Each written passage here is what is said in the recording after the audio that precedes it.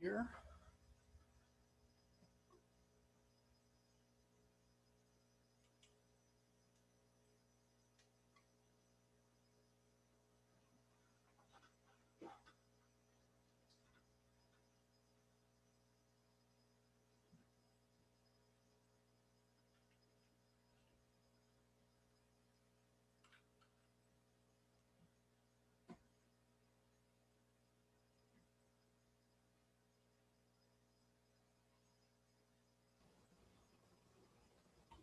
Hello, Robert. I see you.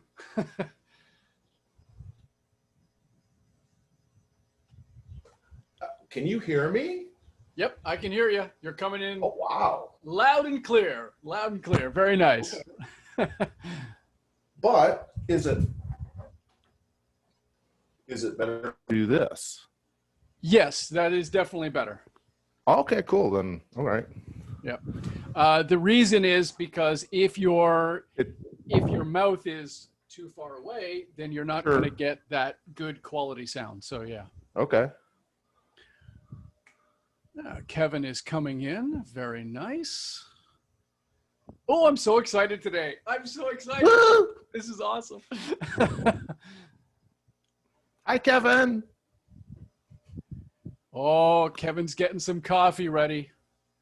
Okay. Well, that's not a bad idea, probably. I can see that.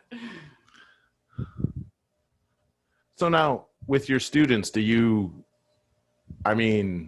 speaking classes, close up. So they have to have audio on, but cameras optional? No, cameras are not optional. They must have their cameras on. Okay. Yeah. Yeah, there is some debate as to whether the cameras should remain off. Me personally, I require cameras on. Yeah, fair enough. Because if they're not on, they're not going to be at their desks. And if I ask them a question, I say, "Oh, what do you think about blah blah blah?" And I have a 10-second, no answer. That means that they're not there. Yeah. Okay. So yeah, cameras on, mics on, absolutely. Yep. Good morning, Kevin. It's nice to see you again, sir. How are you? Can you hear me? We can hear you coming in just fine. Thank you. Me too. Yeah, you sound good, man. Good audio. Nice. So I'm standing right in front of my machine. So I noticed you guys have little doohickeys that say, oh, there's mine. It says Kevin Parks, right? I was supposed to add DCU. How do you do that? That's okay. Don't worry about it. Yeah, that's Tom! There's Tom. Hi. Sorry I'm late. You're not late, actually. We still have 9 minutes. Yeah, but you said come 15 minutes early. That's true. That's what she said. Hang on. Let me just turn something on. The reason I say come 15 minutes early is because that's what I do in my actual classroom. That it actually gives me and the students time to just hang out and talk about the weather and get them comfortable speaking, get the nervousness out of their bodies so that when 11 a.m. hits, we're ready to go. And I find that the students that do come early, they get a lot of benefit out of that extra 5, 10, 15 minutes of speaking. Yeah, I hear you. So I need all the help I can get. Now, my question for you is, if we do not sign up for Zoom, I'm probably going to sign up, but I may not, because this may only happen for the first week, and we may be in class. Yeah. If we're in class for the rest, if we're doing this for the rest of the semester, I'm going to go ahead and sign up with Zoom. It's only about $12, $12,000 a month or something. Oh, wow. Yeah. Okay. So right. There you go. I'm just playing with it. I just resubbed a couple of days ago, and it's 15. It's it's $15 a month, and then with tax, I think it came to $16.49 or something like that. Or Okay. the way that they have it, it's $149 for the year, and you can pay either all at lump sum, or you can divide that monthly. And I chose the monthly option, even though it's a little more expensive to do it monthly. Technically, we only need it for 3 to 4 months in the term, so there's no point in me having it paying for it for the entire year. But those questions are going to be things that I will be talking about more, so I don't want to preempt my 7 schedule. minutes. That's right.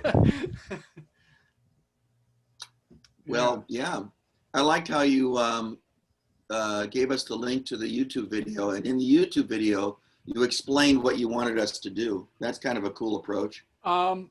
Everything that I have done essentially is a way for you to then model that same behavior with your students.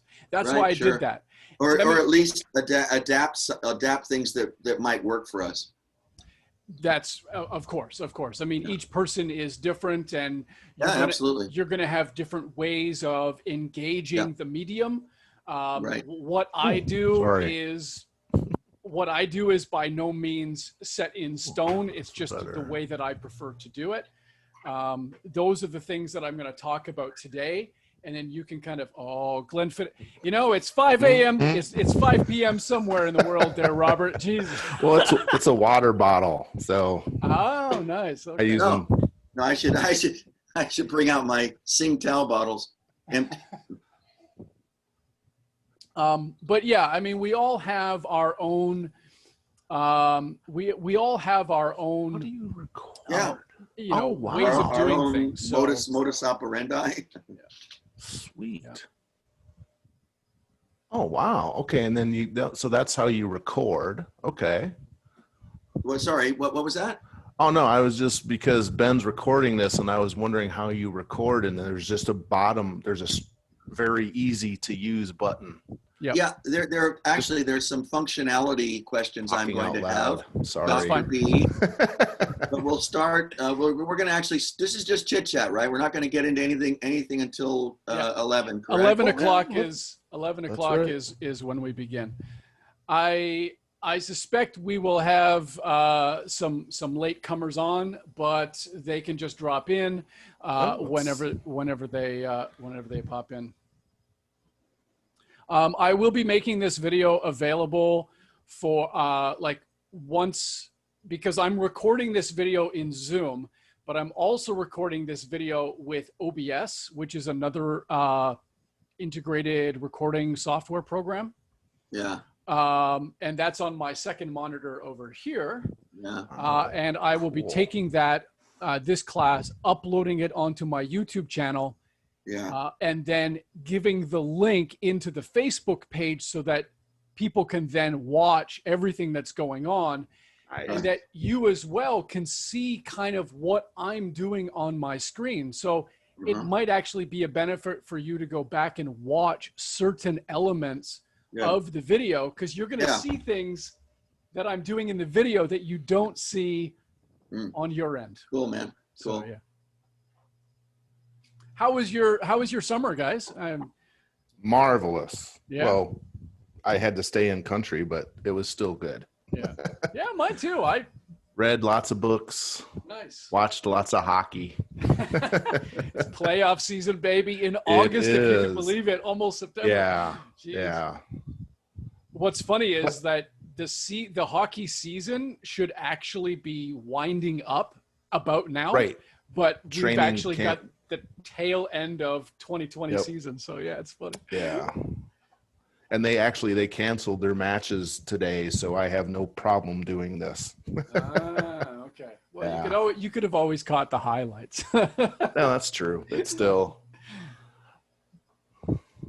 I'm sure Tom, how was your summer? Well, I stayed in country. Not everybody stayed in country. Yeah. But I did. Yeah. It's probably the right thing to do. I get out a lot. I ride my bike. Nice. I get out, go for walks, stuff like that. Very cool. Got to get outside though. Yeah. There have been some nice days. Went to Mokpo for a Okay. weekend. Nice. Went up to Andong for a weekend. Both really nice places. Very cool. Yeah. Yeah. We did, my family and I, we did some day trips, and we did go to Jeju for one day. We went for one day. We got on the airplane Only in the one morning. day. We went to Jeju, hung around, took the plane back on the same day. Wow. So Well, yeah. short trip. Yeah. Normally people at least spend one night over. Yeah, we just wanted to we wanted to give the experience of flying to the kids. And okay. we had air miles, and we just used those. Oh, cool, man. So it didn't even Why cost not? us anything. Yeah. Which was great. Okay. And Kevin, how about yourself? How was your summer? Stayed home. I was in Seoul. Most of the time, and I'm here now in Hayang because I had to go collect all the books and Right. you know, all that kind of stuff. So I'm headed back to Seoul hopefully tonight because since the first week is online, I can do this from my apartment in Seoul just as well as I can do it here. So That's true. Yeah. and it's actually a little slightly nicer technical setup in Seoul. The downside, of course, is that my wife now is working from home, and we live in a very tiny apartment, and so that'll be exciting. But she Right. works about 4 feet away from me, and while I work. So, Wow. but we have to have 2 apartments because she works in Seoul and I work here, and so instead of having one nice apartment, we have 2 incredibly shitty tiny apartments. So lots of togetherness. We could, by the time this COVID thing is over, we could be divorced. So You think so? no. Just kidding. That's actually are what I slightly- understand. That's not uncommon though. That's happening to with some couples, I think. A Many little couples. too much togetherness. But, yeah. On that happy note, Just a second. I've got a text message here. It should be in the Facebook DCU page. We've got 11 Neil. o'clock. Yeah, Neil's coming in. He's just having some technical difficulties, so I'm going to be dealing with that. Let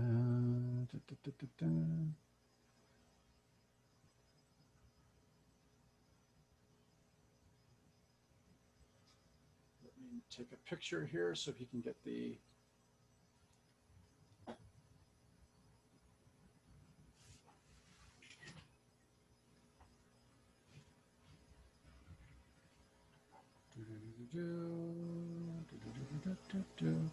There we go.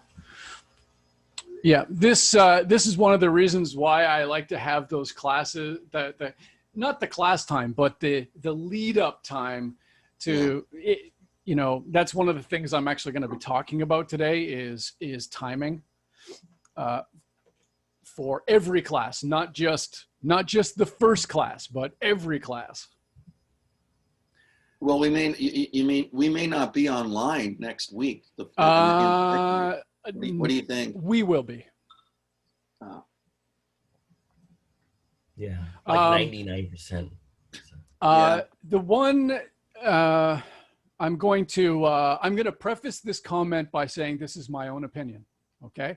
But I think that there's a lot of places of employment, schools in particular have really dropped the ball in terms of providing the necessary training for teachers, B, the appropriate tools for the teachers, and C, a consistent level of leadership requiring us to do certain things. And I feel like the teachers that took this on at the very beginning of COVID, way back in like December, when a few of us were like, this is going to hit us and this is going to hit us hard and we better be ready for this. I think those teachers are miles ahead of where even big institutions are in relation to teaching online. And not only just the technology, but also the actual process by which we as teachers need to change our thinking because we are now in an online situation. Again, I'm prefacing that comment because those are just my own. They do not reflect any institution particularly. But I do feel like there was a lot of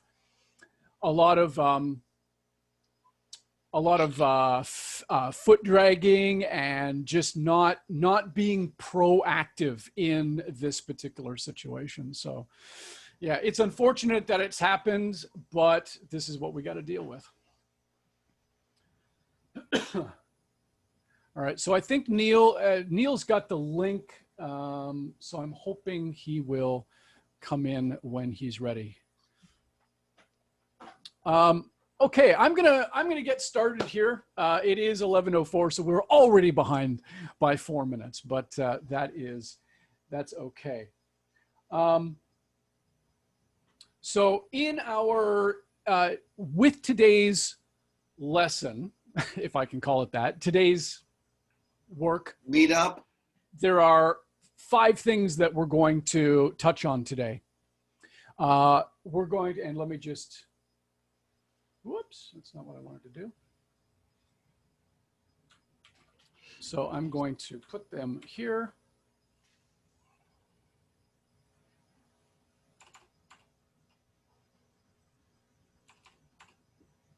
Get rid of some of this stuff. Sorry, I should have done this before. Actually, I was too busy chatting, but that's okay. All right, there we go. So these are the 5 things that we're going to talk about today in terms of online teaching, generally speaking, okay? So tomorrow I'm going to be working more in line with the actual programs that you will potentially be using. So at 11 a.m. I'm going to be doing the Zoom component of that class. And at 1 p.m., I'm going to be doing the Google Meet. Those are 2 big programs that people use. There are pros and cons to each. So stay tuned for those videos. It might be a little bit more noisier tomorrow because the kids will be around and they'll probably be popping in and wondering what I'm doing. But, you know, that's just the way it is. Just the way it is. Okay, now I'm going to use Robert here as a teachable moment. So I can see Robert has his mic off. So I would be saying, oh, Robert, would you please turn your mic on? There we go. As he's listening to AC/DC in the background. Earlier I was. Oh, nice. There we go. How do you record? You don't mind my asking a couple of these questions? Okay. So I won't be able to make it tomorrow. So well, recording, I'm going to be talking about technology tips and hints in the second part, but basically, if you look down at the bottom center of your screen, you're going to see 2 buttons. That one says pause. It says pause, stop recording. And there it is. Record the button. Or there it is, right there. Yeah. Yep. And if you hover your mouse over the stop button, it will say stop recording. By default, Zoom will automatically begin to record as soon as the program opens. There'll be a little voice message that says, this program is now recording. And any student that comes into the program will hear that little message. So that's something for at any time they'll hear it. Well, when they come into the classroom the first time, they will hear that. If they happen to get, let's say they happen to lose connection and they get booted out, when they log back in, they will hear that again.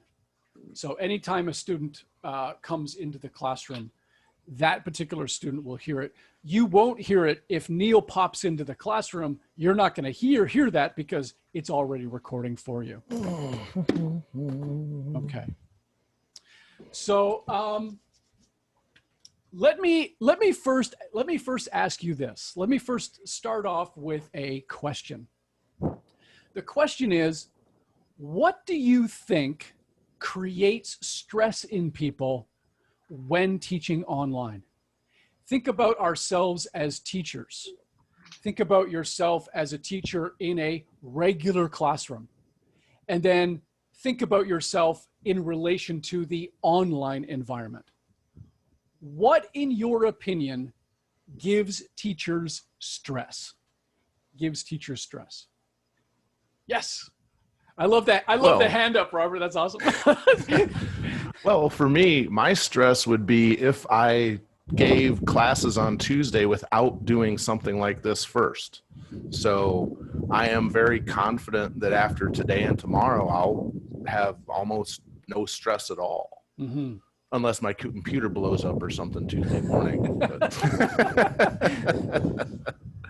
And that's why you should download it on your phone also, just in case. That's right. That's exactly right. And I said that in the video too. Download the app. Yes. Absolutely. Download the app. We have administrator. I'm assuming that's Neil, because he was popping in. So Neil, if you can hear me, I'm pretty sure you can, or whoever administrator is. That's why I like to have first names in there, so I know who I'm talking to. But Mr. or Ms. Administrator, if you could turn on your video camera and your microphone. If you don't have those, just pop a little message into the chat window, and so I know. Ah, there. Okay, cool. Hey, there we go. I see. I have a suggestion.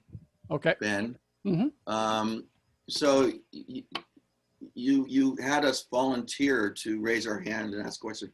Why don't you?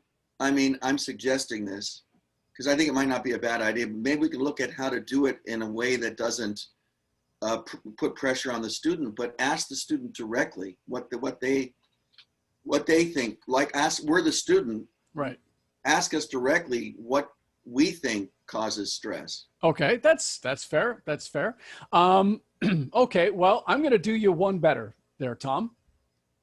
Now, what I'm going to do is I'm going to split you guys up into teams of two. All right, so there's going to be two teams. All right. And I'm going to put you into something called a breakout room. Now, a breakout room, if you can see down on the bottom, beside the pause and record button, there's a little breakout room icon. You should be able to see that. If it's not there, maybe it's I don't see the breakout room. Okay. That's because you are the students, not the teacher. And but where would it be? Where would it be? I see participants, chat, share screen, record, reactions. Yes. And then over on the right, leave. The breakout room is between the recording button and the reaction button. Okay. So it's right in there. And that button you will have when you begin your class. All right. Okay. Nice. Okay. Now, so what I'm doing on my end, and this is why I'm recording it on a second platform, is because then you can go back and watch what I'm doing. Yeah. So we've got 4 participants. I'm going to put them into 2 groups of 2 students. And what I would like you to do, I'm going to put the question here in chat.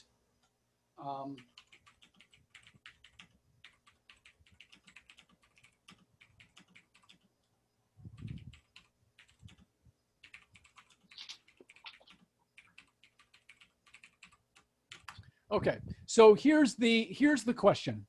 What causes stress for you as a teacher? Sorry, not an teacher. I'm an English teacher. As a teacher doing online instruction, what specifically for you gives you stress? Okay, so that's your key starting question for today. Now I'm going to put you into 2 groups of 2 students, and let's 1, 2, 3, 4. 1, 2, 3, 4. Yeah. I'm going to put you into the 2 groups, and I'm going to give you about 5 minutes. I'm going to give you about 5 minutes to talk. 5 minutes is a long time. Well, think about. Okay, I'll give you 3 minutes. You're a talker, Tom. You should be able to fill 5 minutes without a problem. All right, so I'm going to go ahead and create rooms here.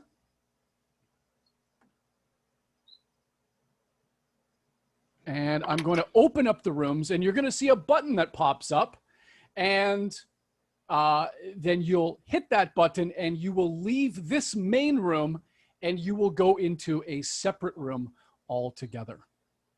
All right, so here we go. Everybody understand the instructions clearly? Yeah, don't know the mechanics of it quite yet, but it'll happen. All right, here we go. I've opened the rooms. Ooh, there should be a little pop-up.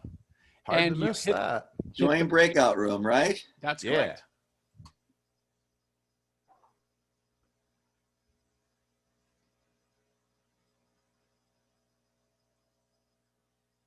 Now, this recording, now that my students are off in breakout rooms talking about that question, there are some things that you can do here in order to kind of see what's going on. So as you'll see right here, I have 2 breakout rooms, and I have a join button right here. That means that I can actually go into that particular room just to double check, make sure everything's okay.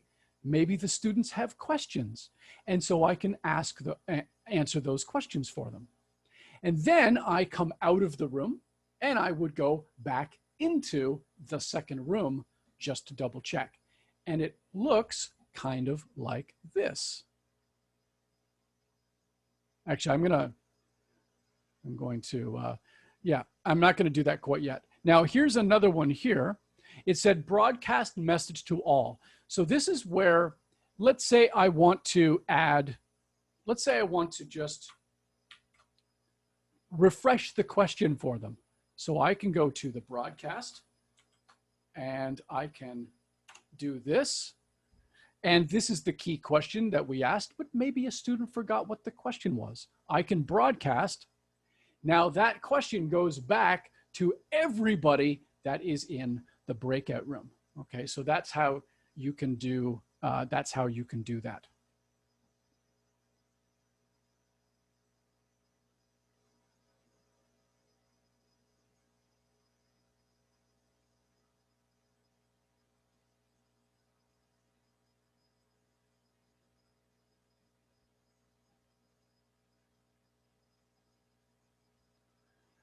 This is the waiting part because they're busy in there, but let's see how that breakout room enters. So I'm going to go over to Tom and Robert, and I'm going to click the join button.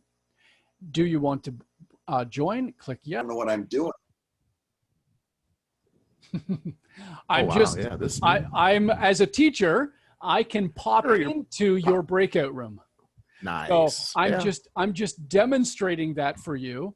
And so now as a teacher, I can say, does anybody have any questions? Do you have any issues that are coming up? If everything's fine, then I can simply leave the breakout room and go back to the main room. How do you get in? There's a little button at the top where the breakout rooms are listed. It says join. Yeah. You click on that button and you get automatically you can join. So how do you know which room you're joining? It says breakout room 1, 2, 3, 4. So they're listed for you, and the student names are in each one. Excellent. Yep. Yeah. All right. That's so This is great. This is great. Now you can also put more than 2 people into a breakout room, right? Absolutely. I'm going to explain that when you guys come back. That's going to be part of more of the technical aspect of talking about the program itself. Yeah. But yeah, Who's you the can administrator? All right. I'm not sure who that is. Hey, Ben. Yes. Who's the administrator? I think that's Neil. Okay. If I'm not mistaken. All right. I'm going to leave room. I'm going to bounce out. If you guys are finished, pop back in with me. All right. What? If what? If we're finished what? If you're finished the discussion, then you can leave room. You can leave room. Yep. Now, how do we? Yeah.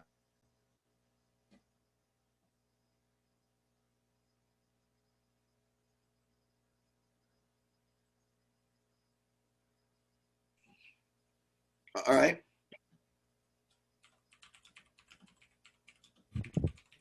Oh, wow. Yeah. That is so cool.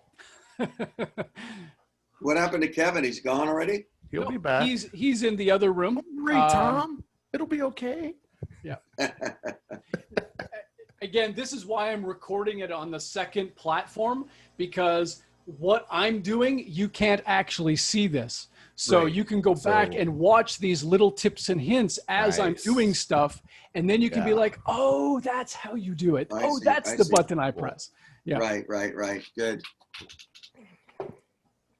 So you guys stay here. I'm going to go into breakout room 1 just to double check that they're okay. All right. I'll All be right. back in a So second. Neil's in the house, huh? Burning stuff down. I'm assuming Total so. anarchy. I'm assuming so. All right. Oh, they all came back in. Okay. Leave room. Oh, There we go. well, that gets a little old. Keep hearing that message, but okay.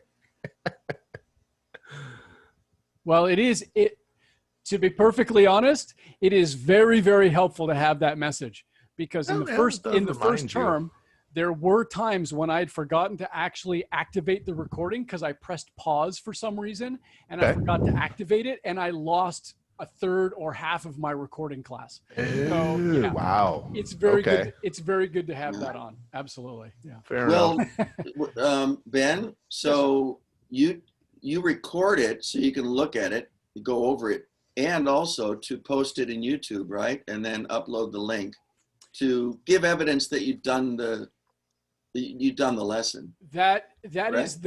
is the you've kind of hit on something very important there.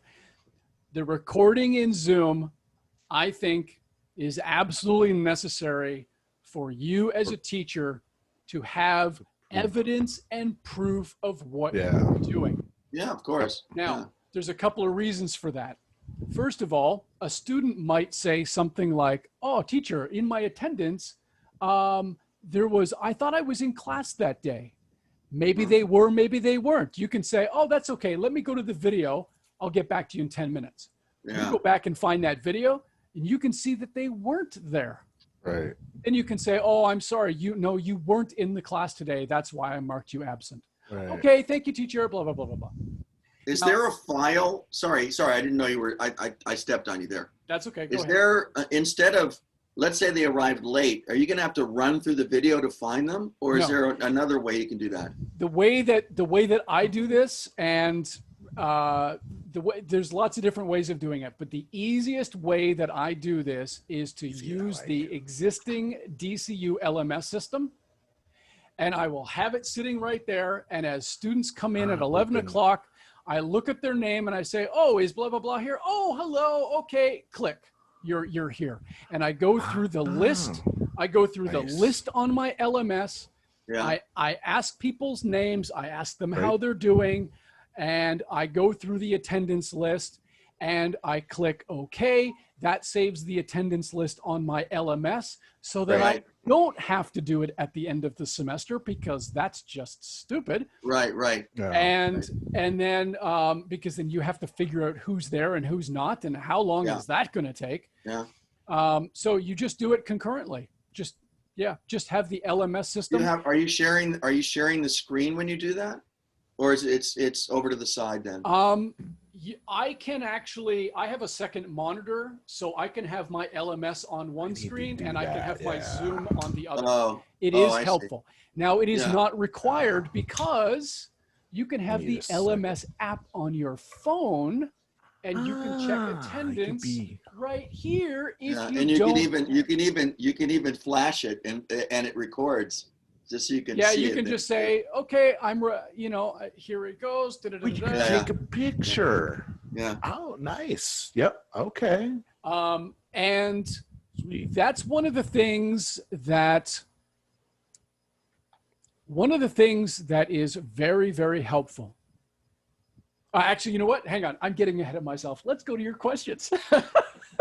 This is all very good. All very, He's so very excited. Good. It is. It is. I'm so excited. Can you tell I like online? You're adorable. You are adorable. I love man. online teaching. This is I really like this platform. It has its advantages. It has its disadvantages, of course. But like any system, you have to work around what those disadvantages are in order to be as effective as you can. And that's the in-class situation as well. So let's go to our key question to start off with. What causes stress for you as a teacher doing online instruction? So Kevin, I'm going to start with you. In terms of online classes, you've had a semester already of experience. What was your big stressors that you had to contend with? Well, there were actually quite a few of them. One, of course, has nothing to do with the platform. It was just the not knowing, essentially. How long? The school had just made a fucking decision and stuck with it. It would have been much easier to plan the class instead of waiting week by week. Oh, we're coming back, or we're not coming back. And that made it a little bit hard because planning an online class is much different from doing the Zoom. And also, I have to say, I did not Zoom. So I found one of the things I also dislike is that they don't want you to do your task in the best way that you can. They want you to do the task in the way they want you to. And they want to provide a one-size-fits-all solution, which I hate. But what I did was I essentially recorded lectures with a PPT on top of it and made an MP4 movie. And I did 2 half-hour movies, half-hour and change, essentially just to make it easy to upload every week for each class. And I uploaded it on the morning of the day of the class. Right. And I was able to, so for example, when I'm in a classroom, I use the board a lot. And like this Zoom thing, I'm already thinking, okay, so far, audio good, camera good, the breakout rooms, everything cool, but where the hell is my whiteboard? Like that is going to make me slightly crazy. So that gives me stress if I can't pick up a marker and go to a board and literally just impromptu write something on the board. And gotcha. So that's something I'm concerned about. If we have to do this long term, I frankly want a whiteboard, like or some equivalent. So okay, well, there's a couple things. There's a couple things you can do. First of all, Zoom has a built-in digital whiteboard. Oh, the other thing you could do is actually have something back here where you actually do have a physical whiteboard in your room. It doesn't have to be very big. It can, it can be a 1 by something meter type whiteboard. They're not very expensive, and you could have that set up in a way where you could actually use it, turn your chair around, write something on the board. Ah, yes, your music stuff.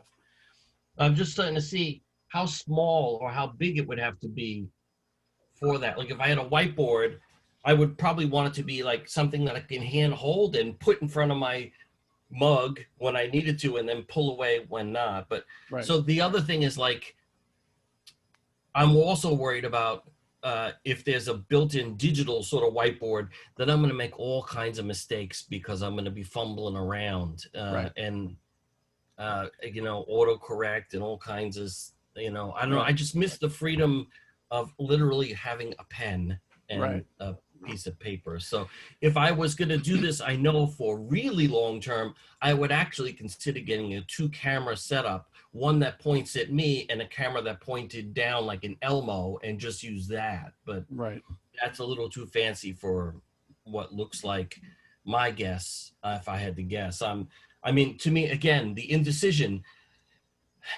they know this is not going to be a week. That is frankly just bullshit. They should just say 1 month. Be prepared to teach online for 1 month because we still have 400 cases a day. And that would make it a little bit easier for me to plan. Then I would say, okay, I can't just sort of skate by a couple of weeks. I'm going to have to do maybe 6 weeks of doing this or 4 weeks of doing this. I got to get a little bit more pro at it. Like I see you your setup is really clear. You have like this fancy microphone and everything, and the sound is really clear, and the picture is really clear. And I'm slightly envious of that. So don't be, because it cost me an arm and a leg to get it, and my wife was very pissed off that I spent the kind of money that I did. I mean, I had cash for it, so it wasn't a problem. But just as an FYI, the microphone itself is about $100. It's not very big. It's about $100. I've got a boom so that I can move it around if I need to, which is very helpful. I can also get in nice and close to the microphone and have a nice, much richer sound. If I'm back here, obviously the sound is not going to be picked up as much.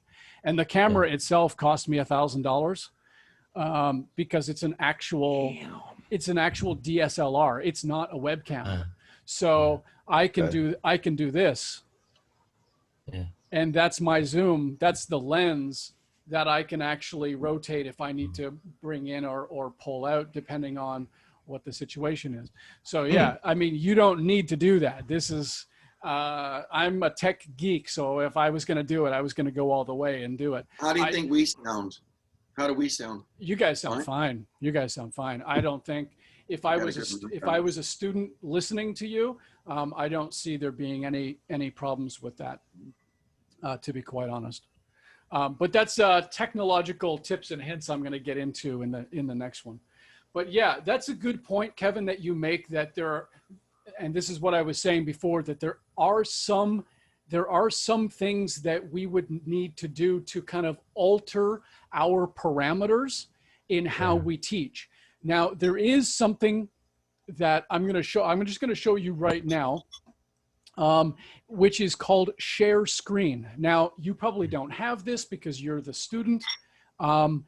The share screen button is green and it is dead center in the middle of the bottom column. So we've got it. Yeah. You've got it. Okay. Now what that means is, let's say I want to show my second screen. So if I click on here, I'm going to do this and I'm going to share. Now you have that screen. Yeah. Wow. Oh, because this is share the screen. You're sharing the screen. Yeah. So because you have a second monitor, right? I do have a second monitor. That has nothing to do with it, though, right? No. Okay, I don't understand. So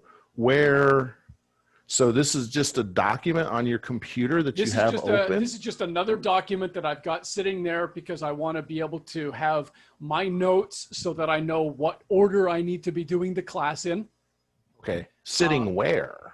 That's what I don't understand. It's on the screen. So this is my main computer right here. Now, yes. And over on this side is my second monitor. So my second monitor has the document. I click on the share screen. I click second monitor. Boom. You guys can see it. I can see it.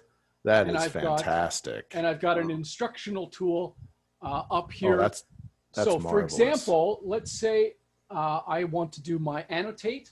I'm going to okay, today we're talking about this right here. Now I've just underlined that in red so that I've highlighted it for you. Annotate, where's that button? This is on my end, not on your end. Right. Oh, we don't have that feature. No, you don't. So I can clear all of them, then I can get out of annotate and I can click stop share. And now we go back to a big size again on my end. Nice. That is so fantastic. That is very, very, very, very helpful. Now for you, Kevin, in this regard, this is where it takes a little bit of planning ahead of time, where if you know, let's say you want to talk about something related to music and you want notes up there, you could actually have like a music sheet up and you could screen share that. You could have a blank, I can't remember, the 5 bars. Yeah. You could have something like that. And then you could annotate the notes with your mouse put a little dot there up here. Okay, there's this one, and we want this one here, and this one here doesn't get filled in. And so that's an option for you that basically allows you to have a whiteboard without actually having a whiteboard, and the students can see what it is that you're doing. Yeah. So, okay, great. Thanks. No problem. Just as an FYI, I'm not going to have answers to everything. If you ask me a question that I don't know, I will find out for you and get back to you, just so you know. Thanks. Okay. Kevin, do you have anything else in terms of the stressors that that you guys were talking about? What else comes into your mind here? Well, obviously, I think the same stressors you'd have in regular class could be amplified. For example, planning a activity and the students just absolutely are mystified by the task or overcome by shyness, and you can't get them to do anything. Mm-hmm. And it's even harder with the kind of buffer of technology to kind of get through to them. So I a little bit worry. I planned a big fancy class, like, oh, it'll be Zoom and it'll be just like real time and just like almost like a real class. And then the students won't be, they won't participate, which will sabotage the whole thing. So, Mm-hmm. yeah. Okay. Yeah. A couple of notes on that. First of all, you kind of have to change your mindset a little bit that online class equals in-class class, and those two things are essentially the same, and they're not. There are some carryovers between each one of them, but the medium, Marshall McLuhan, the medium is the message, right? The actual physical brick and mortar classroom is a medium. The online component using Zoom or Google Meet is a medium, and those two things aren't necessarily the same. And the message that you're giving using those tools is also different. So the biggest thing that people have problems with is thinking that there is a one-to-one ratio between brick and mortar and online, and that is simply not the case. Now, how do you then engage the students? As you were saying, what happens if all you're hearing is crickets? Yeah. My biggest thing, because I'm an actual teacher, I'm trained in Canada as a teacher. One of the things that I constantly do is basically become self-critical and look to myself first before passing blame to a student that they are being quiet. Maybe there's something that I'm doing that is not facilitating their comfort. What might that be? And so that is something that, being online, we need to be able to do that quickly because it's real time. It's, if somebody is having a problem, you could say, okay, yeah, Hessel, do you understand? You could use a little, find yourself a couple of key Korean vocabulary phrases to help you with that. And then if they say no, then you could say, okay, go onto your phone, find the question or find the answer in Papago or Naver Dictionary or whatever, and allow the other forms of technology to be used within the current technology that you're using. That is another way that you can mitigate some of those problems. The second thing I would say is, on the first or second day of class, maybe not the first day of class, review some sentence starters. Those are starters where you could even upload those into the LMS so the students all have them. Teacher, I don't understand, ... Can you repeat that, ... I cannot hear you in your microphone. You know, little things like that, that I believe would give the students a few little tools at their fingertips to then use them and allow them to engage you in a way that begins to reduce that stress. The third thing that I would recommend, and I was talking about this before, is open the class 15 minutes early. You as a teacher leading the class. Do all students come in? No, of course not. But the fact that you are there and that you are talking to them and asking them simple questions begins to reduce the level of stress that they will have. And when it comes time to you asking them a question or them responding to a question, that level of anxiety has already diminished. The fourth thing that I would say is admit that you don't know everything.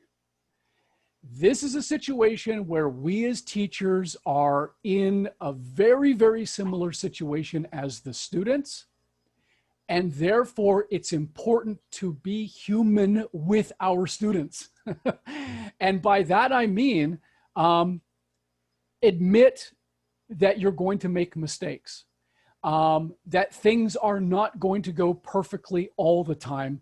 Please be patient with me. And you know what? They will be. They understand that this is a new medium for many people, and as it is for them, right? Yeah. Just as it is for them.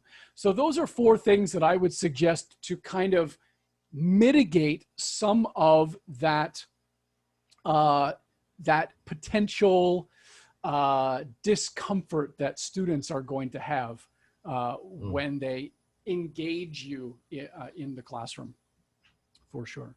So good. Thank you, Kevin. That was excellent. That was very good. I'm going to skip over to Tom now. Tom, what do you, what kind of stressors do you feel you are things that you're thinking about now? There have been times when I've had internal meltdowns in class. Now, this has not been online. This has been in the brick and mortar. Usually it's when I'm unprepared.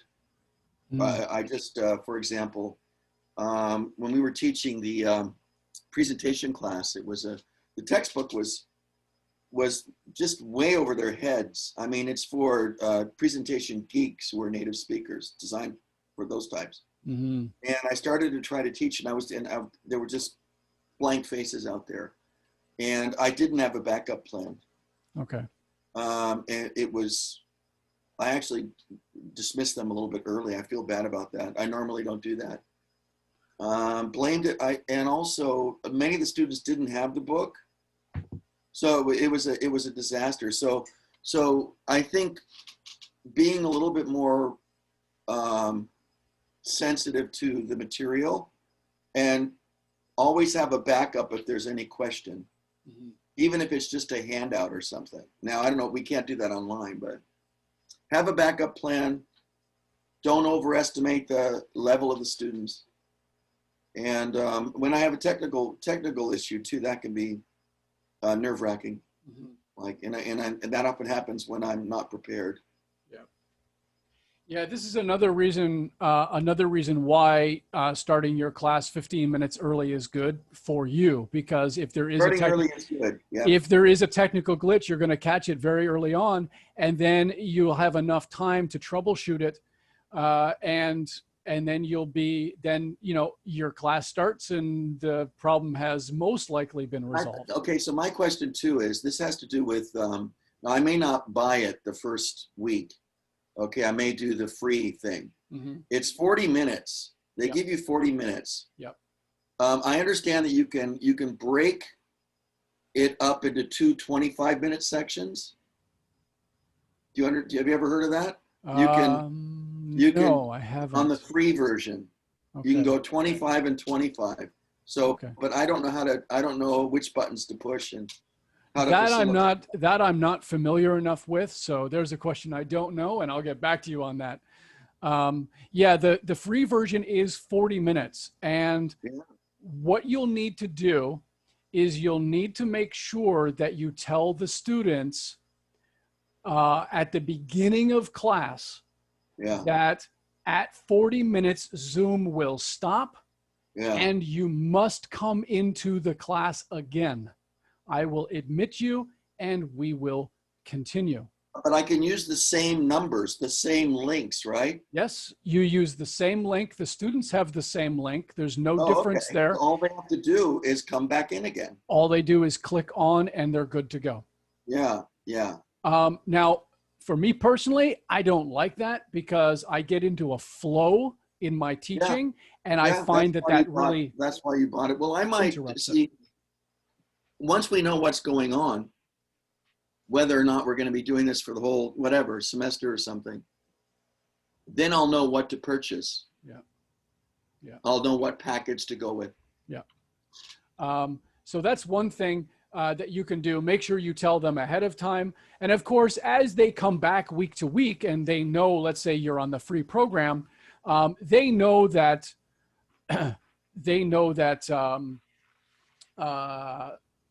oh, it's almost 40 minutes, so we're going to have to jump in. Yeah, That's fine. Great. The other thing that you say is this. You say, at the end of 40 minutes, you must come back. And if you don't, I'm going to mark you absent for the entire class. And that's... Ooh. Now, there's a reason why. There's a reason why I do something. These sorts of rules are the same rules that I have in my classroom. If a student comes in and I see them there and I take their attendance and they walk outside 10 minutes later to go to the washroom because maybe they have a problem and they don't come back for 40 minutes, they're absent. Yeah, yeah. Okay. They can And for a moment. Yeah. that's the same rule that I have in my online classroom. There should be no difference between the way that you function as a teacher in terms of your online presence. Yeah. And those consistencies students will appreciate.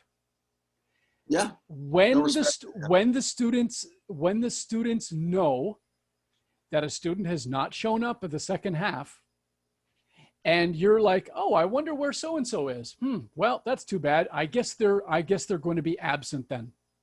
And if you tell the whole class that that student is now absent and you stick with that rule, guess what? They'll come back.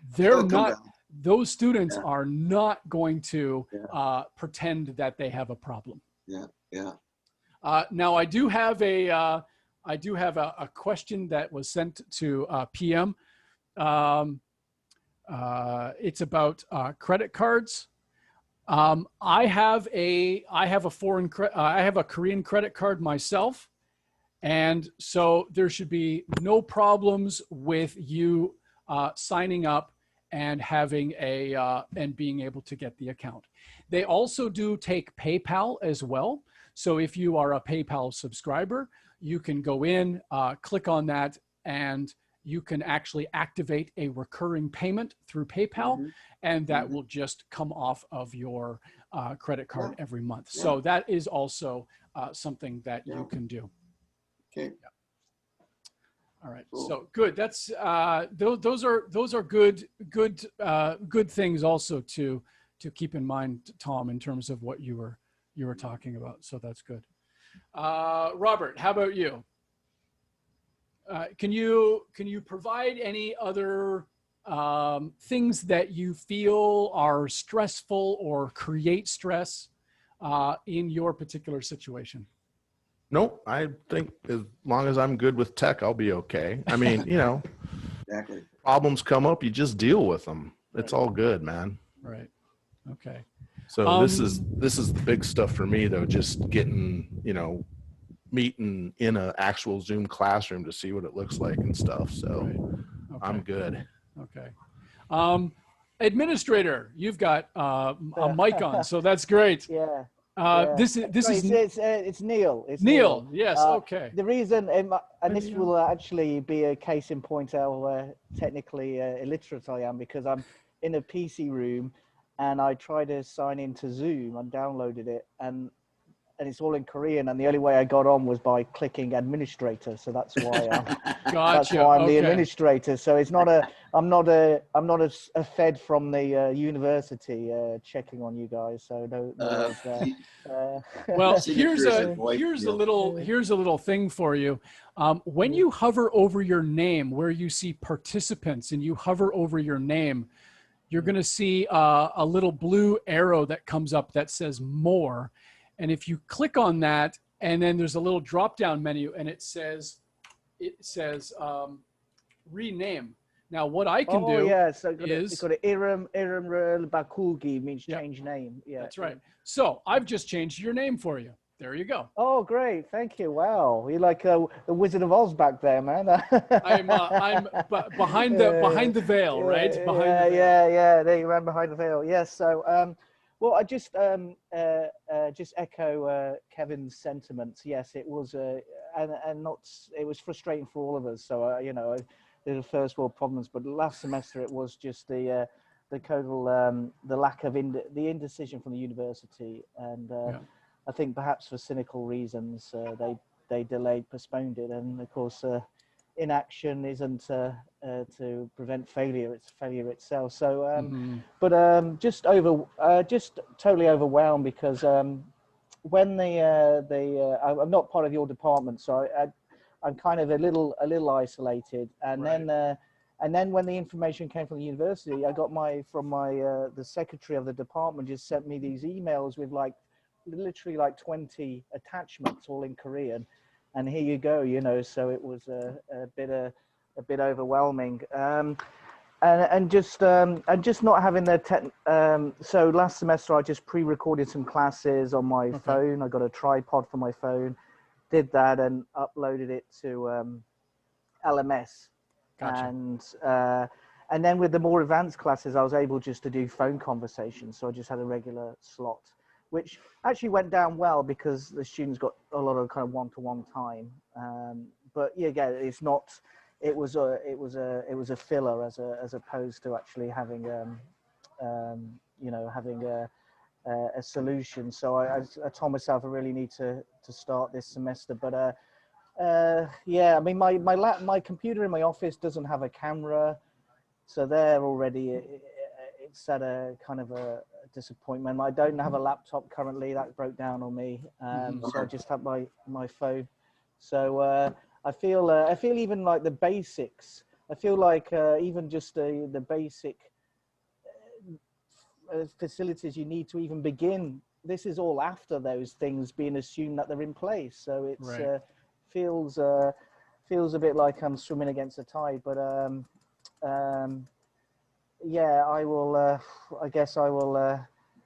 And it's no good just hoping, like Kevin was saying, that they're going to go back to the classroom, because it is just.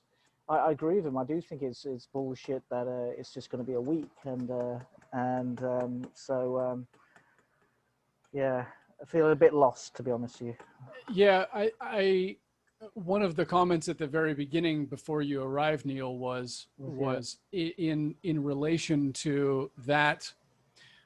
In relation to the idea that the university really did not, the university was just humming and hawing far too much for everybody. And I don't mean just us as foreign teachers, but the entire university, quite frankly, the entire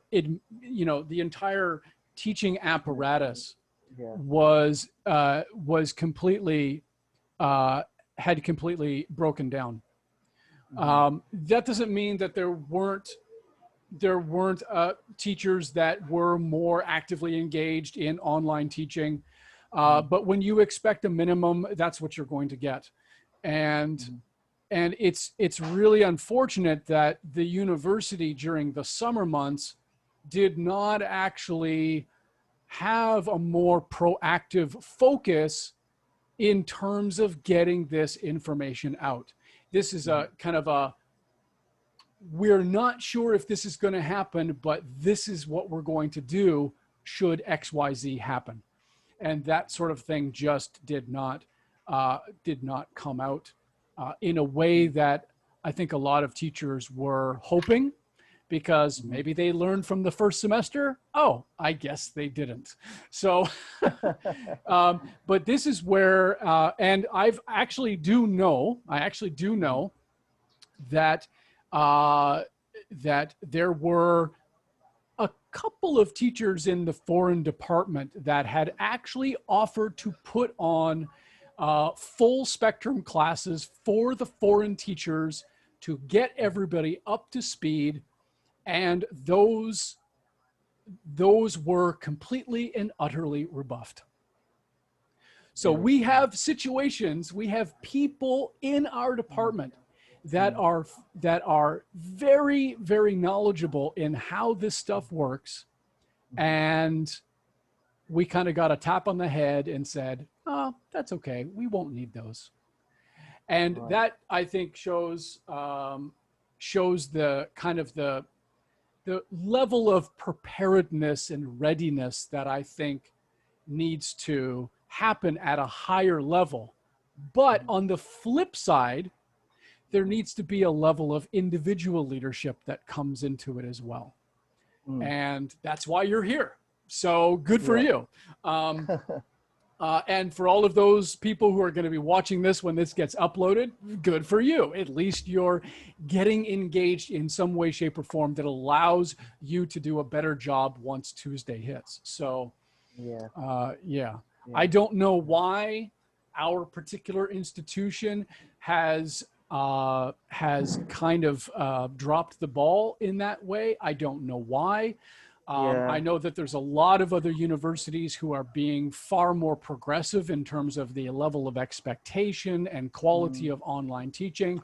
And for some reason, that is just not coming down to us. I mean, it may have been for slightly, I mean, this is quite cynical, but economic reasons, in the sense that last semester, when they made the call, it was after when the students could I think they've got a limited amount of period before they can ask for a refund, basically, if the thing didn't run. And then the decision was made after that period window closed.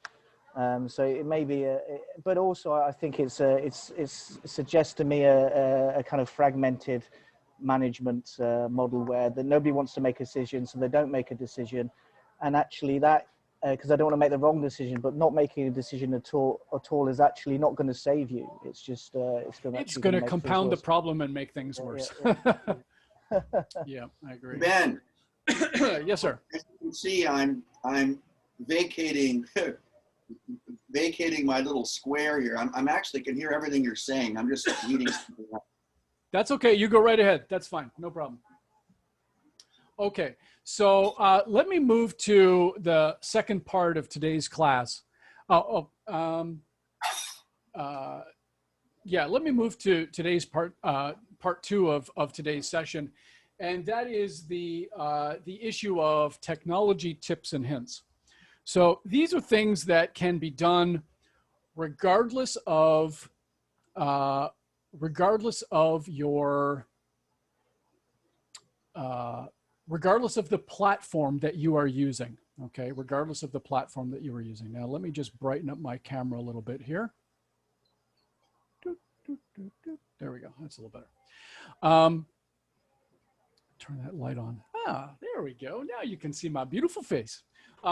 So a few things that you can do within your office or your room to just give that little bit extra for your students. The first thing that I would suggest is audio quality over video quality. That's the first thing. That is a standard, a fairly standard digital teaching or online presence type category. Audio always comes first. So if you are going to invest in some equipment, the first thing that I would suggest is get a mic.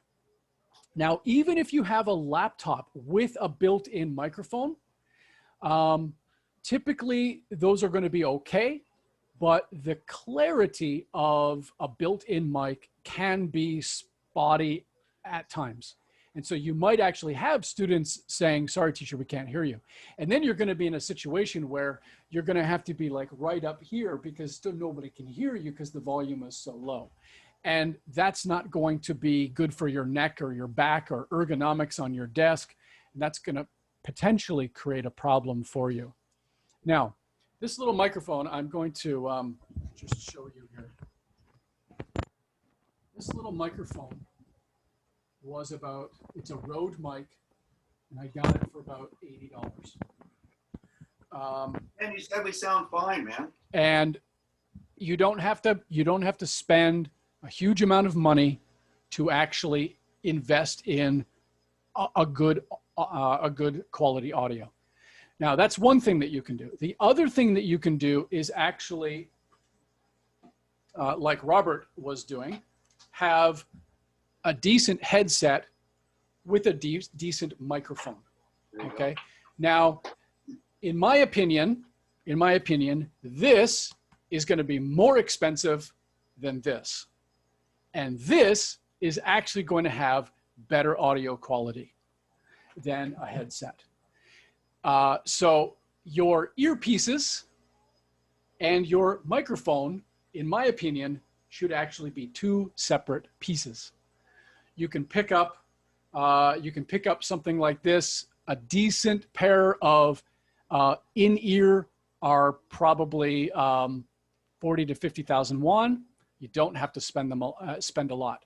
Now, the reason why I'm suggesting something like this is because with the in-ear mic, you reduce if there's any kind of background noise, you're going to kind of have a little bit of a muted sound to the background noise, and you're going to be able to focus more on the student voices, because that is literally going right into your ear. So if somebody is speaking a little softer, this is probably going to help you with that.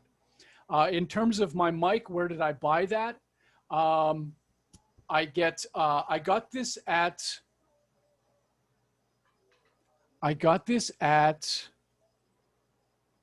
Electromart.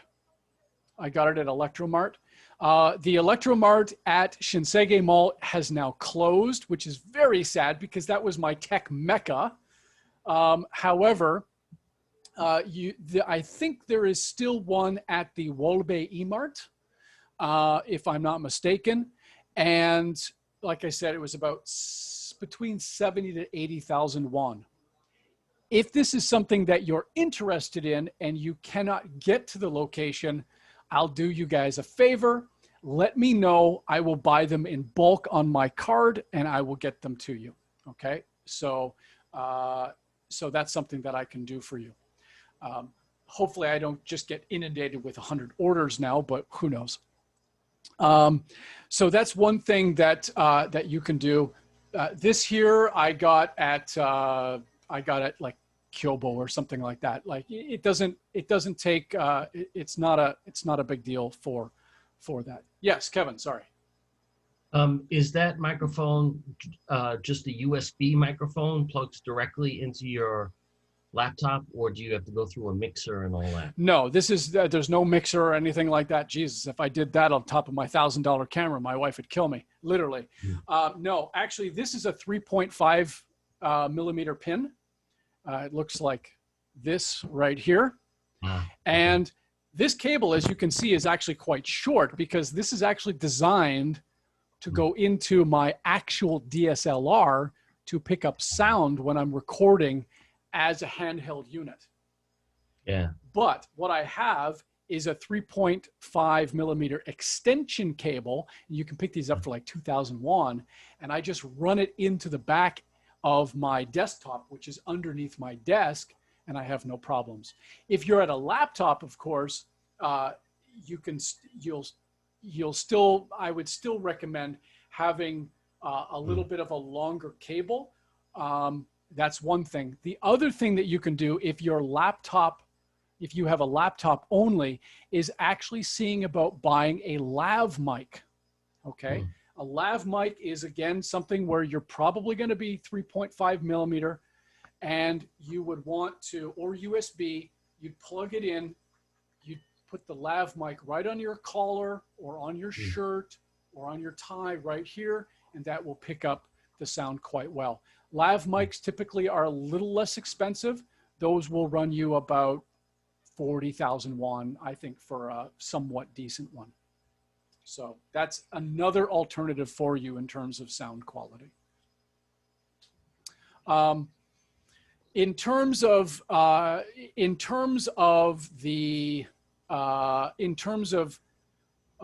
sound and audio, I think audio first, video second. The second thing, and this is not a requirement by any stretch of the means, but one thing I've heard a lot of complaints about is when you are on Zoom and you are on a laptop, it makes it a lot harder for you to actually see the students because the tiles that each student has is obviously smaller because that screen is smaller. So the one thing, if you feel you want to, the one thing I might recommend is seeing if you can't find a fairly inexpensive 20 or 24-inch screen that you can plug into via your HDMI. You plug in there and you have your laptop screen projected onto the monitor. Allows you to keep typing. You can use your mouse cursor. You've got the audio, but that just gives you a little bit of a bigger screen to see your students, and it makes a big difference. Now, I understand there's an expenditure in that. I totally get that. You don't have to, but that is an option.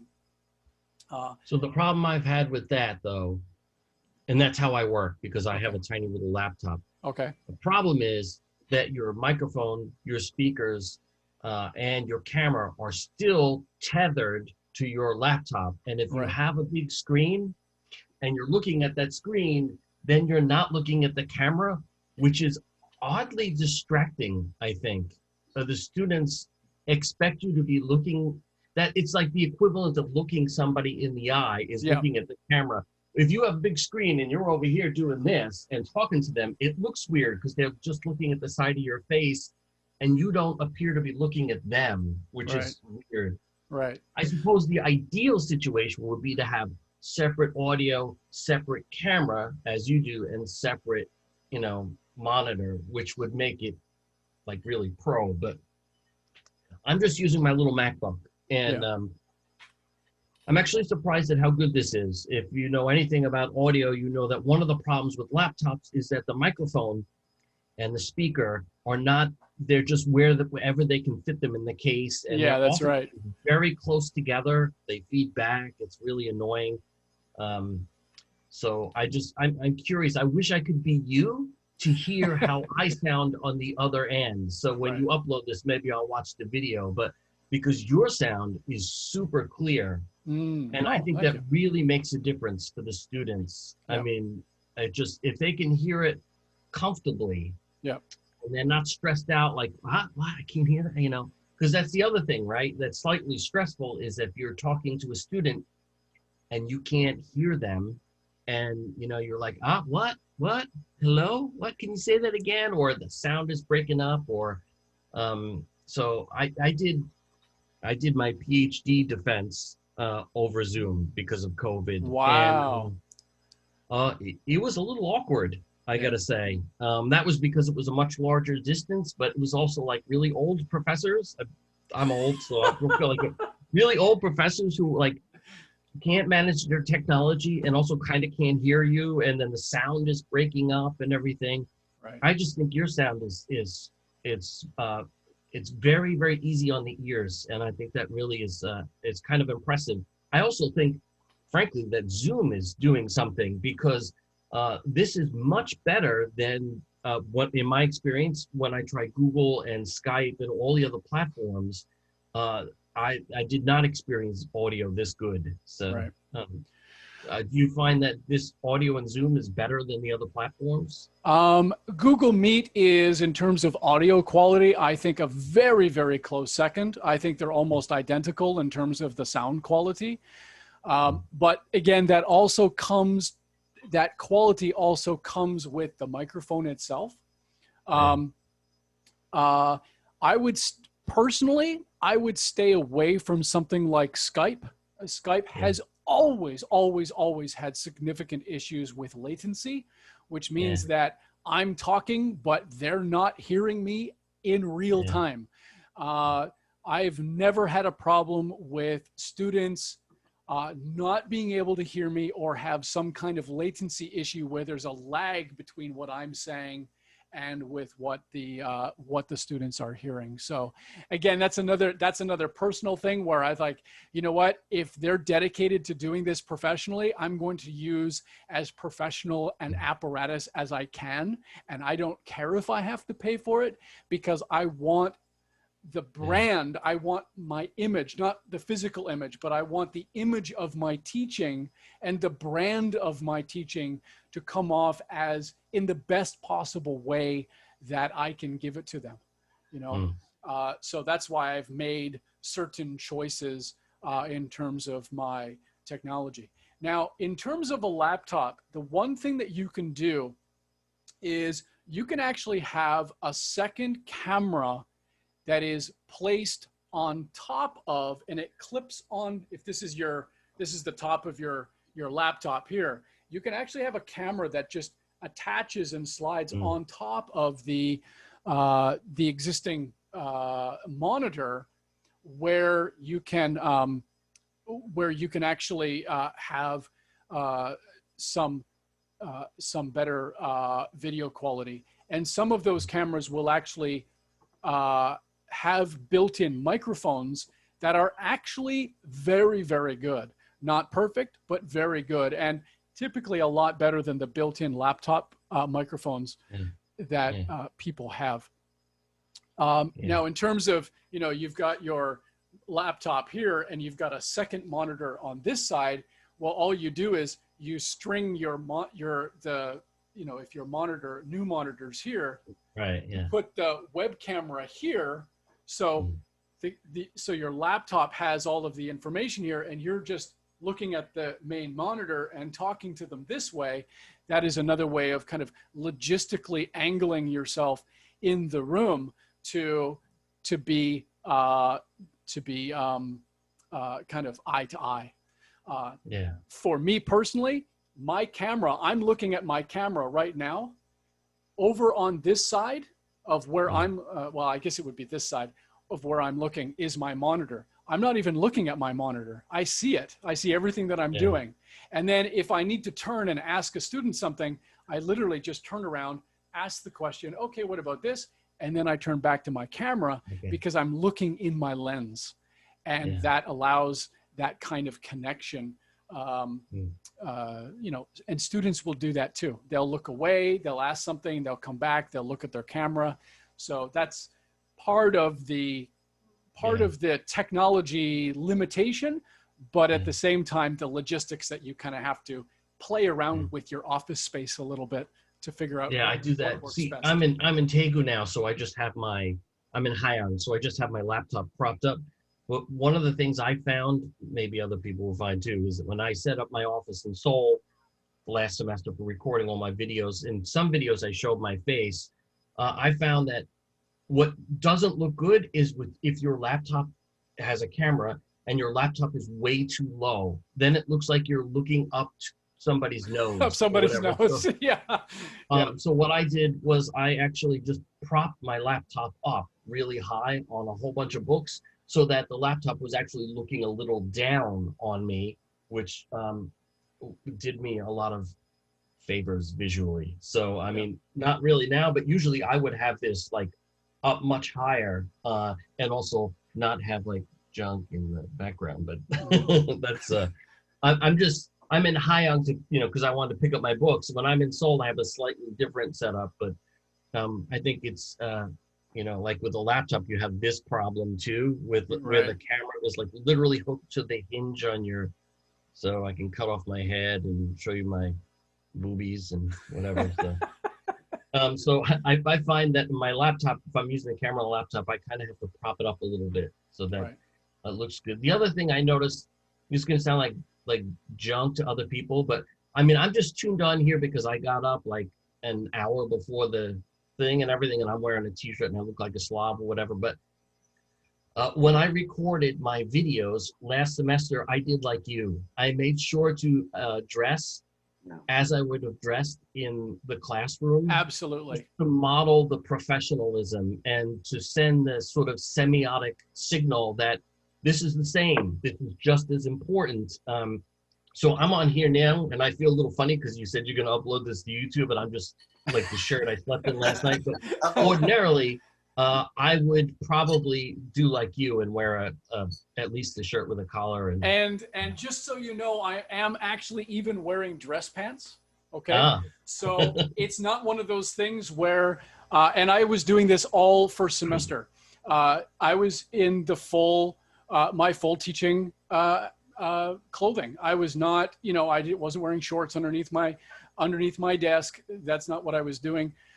Primarily because I wanted to, as you say, I wanted to give the air of professionalism and that level of expectation. You know, the students do not expect us to come in wearing jeans and a t-shirt to the classroom. So if they don't expect that in the classroom, why on earth would we be doing that either in our recording or our live stream? It didn't make any sense to me. It was like, yeah, it just didn't make any sense. So I really tried to make sure that I was modeling the same behavior that I would do in a classroom with my students as I would with you, and hence the reason why I'm wearing my shirt and tie, because that's what I would be doing anyway. Yeah. And because it's warm, I've got all of my windows closed, and I've got the air conditioner running, and I've got a fan blowing in, so it keeps me cool. This is something that we're going to be definitely needing to do, because you want to keep yourself, you don't want to be looking frazzled on the camera. So having that aircon on is definitely a helpful this thing. Gonna snap. It sure is lingering on, isn't it? This muggy weather. Yeah, it's not surprising. Not surprising. Yeah. Another, let's see, I'm just trying to think of one other tip, tech tip. I think there was one more that I had, and I should have wrote them down, but I didn't because I thought, yeah, I'll remember, but I don't. Well, so there you go. Write things down if it's important. Yeah. Well, for me, The thing that I would suggest is if you do want to purchase any items, and I'm going to make this, I'm going to make this a little rule. If you are in class with me today and you want to purchase any items, I will help you get those. However, if you are watching this on a video that's been recorded and uploaded, I will not do it for you because these gentlemen took the time to come to my class today. So I will be more than willing to help you out in terms of the ordering process to get you the material, to get you the tools that you need. So if you need a webcam or you need a microphone or both, let me know and I'll see what I can do for you. Great, thanks. So yeah, I will be more than happy to do that. And I might even be able to go and just buy them in store and then bring them to you down in Haiyang. So that's possible as well. That's fine. I could probably buy them. I could probably get them tonight or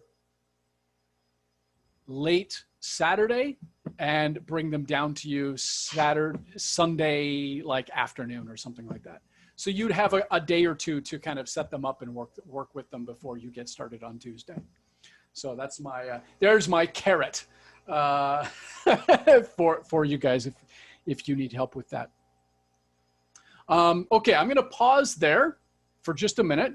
If you guys need water, let's take a break for a couple of minutes. I need to refill my water as well. And then we will come back and we'll hit a couple of our extra topics. Let me get that number there.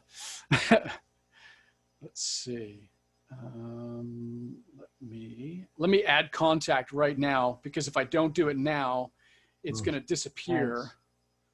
So my email too, if you need it.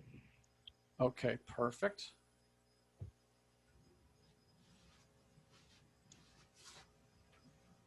Add phone.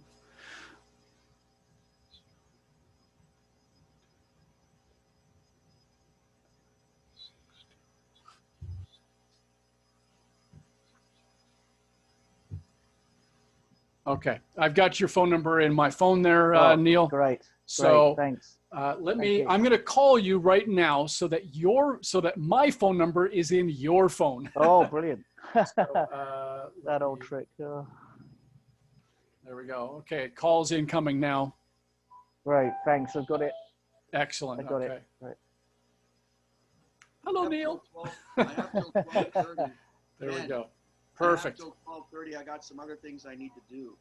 Okay.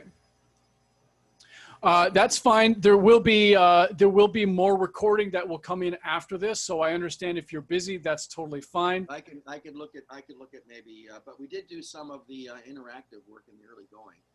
Yep. Remember that tomorrow is going to be more of a actual kind of hands-on with the platform itself. So don't forget 11 a.m. Saturday for the Zoom class and 1 p.m. for the Google Meet class. And where can we find the uploads? I'm going to post I've got to upload them to my YouTube channel, and then I will send the link to the DCU Facebook page so that the other teachers who were not able to get into the class today because of schedule conflicts are able to see what we've done today. Could you post your YouTube channel on the chat? You betcha. Yeah. Let me bring that up here.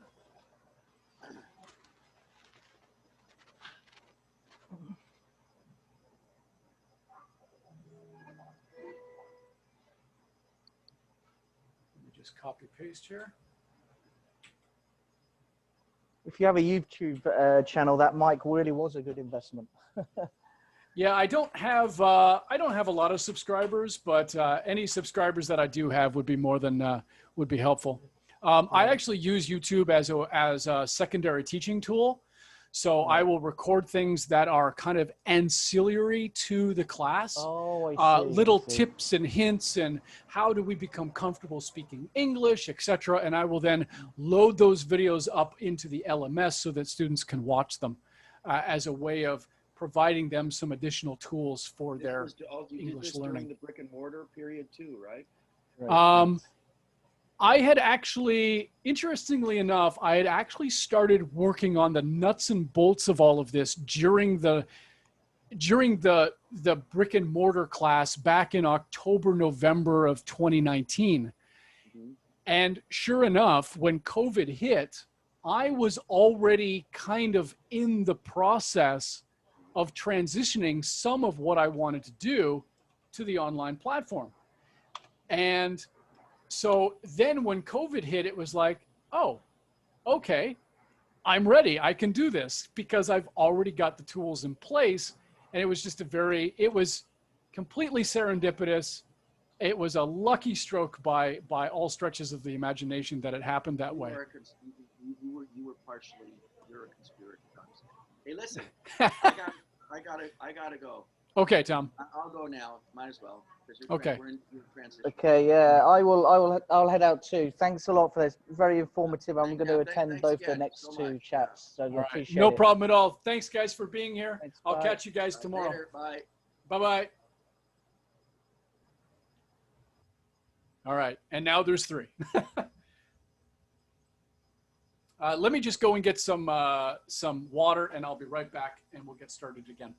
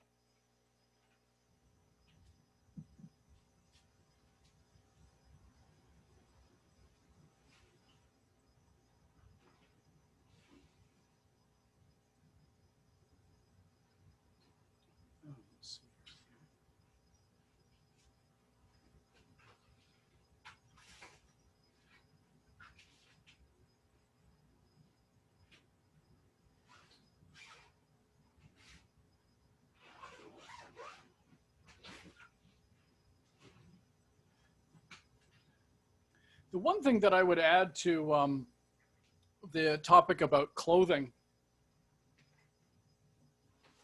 is that along with the students having the cameras on and having their audio on, pajamas are not acceptable.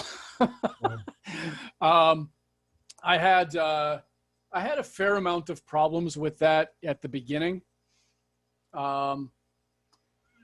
Students were basically just waking up, turning on their computer and coming into class. But I made it very clear to them that they needed to be wearing, you know, proper clothes. They should not be sitting on their bed. They should not be lying down on their bed with their phone. They need to be sitting at a desk. This is an actual classroom. The method by the teaching instruction is different, but you still need to bring that same level of authenticity and care that is expected of me. I expect that of my students too.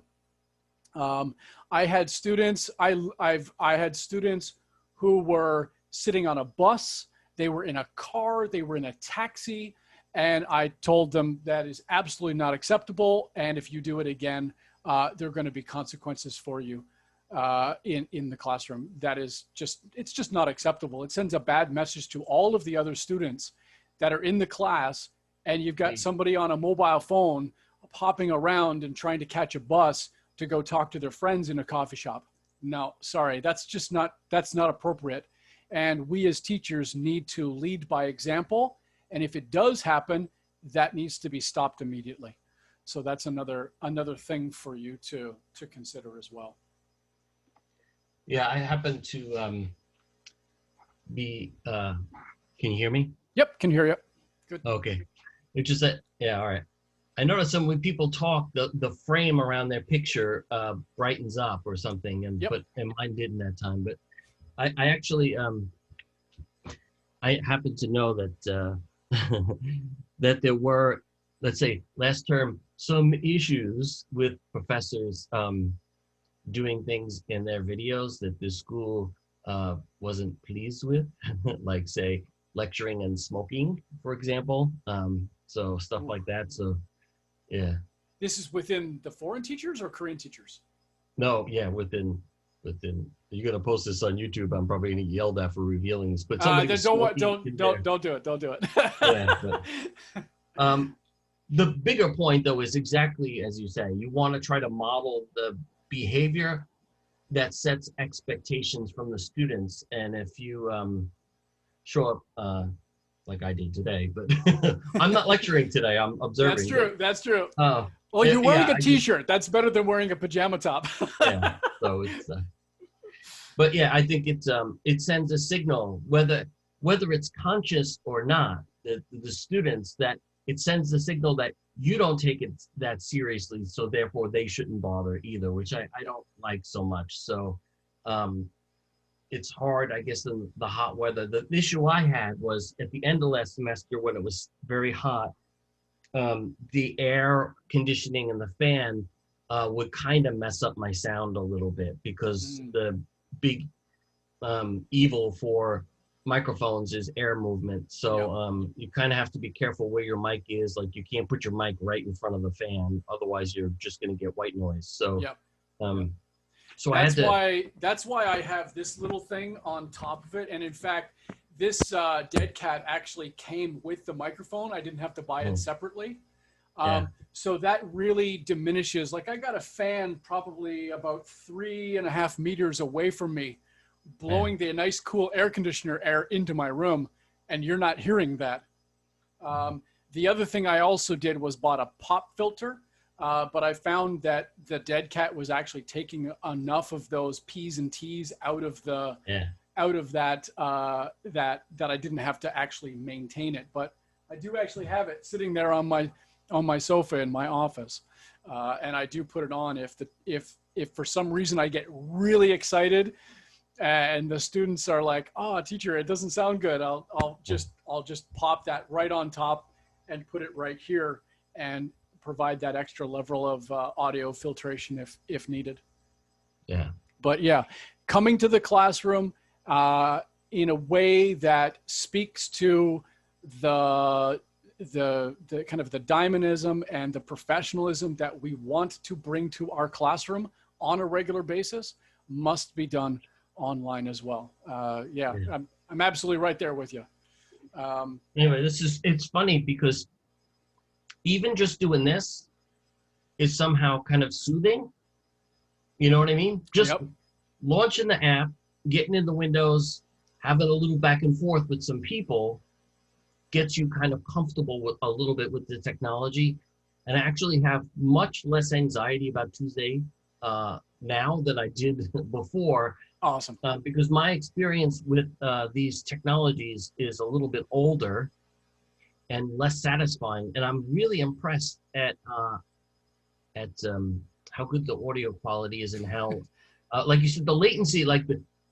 I don't know if you've ever tried to have a conversation where there's a lot of latency and people don't know when to jump in. It can really totally ruin the rhythm of a conversation when you don't know whether the other person's finished or not, because they're still sound, but their faces stopped moving. And the latency here is, not bad. Yeah. The other thing that I did before we went online, I had the basic house internet, 100 megabytes or whatever.